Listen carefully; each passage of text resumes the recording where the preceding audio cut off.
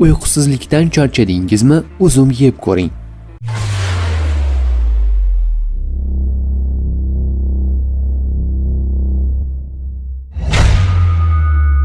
Yaxshi uxlashni istasangiz, oddiy binafsha rang uzum sizga yordam beradi. Nima uchun? Uzum tarkibida melatonin, uyqu gormoni mavjud. U miyaga uxlash vaqti bo'ldi degan signalni beradi. Nima qilish kerak? Uxlashdan 1 soat oldin 1 piyola uzum iste'mol qiling. Bu tabiiy va foydali yechim.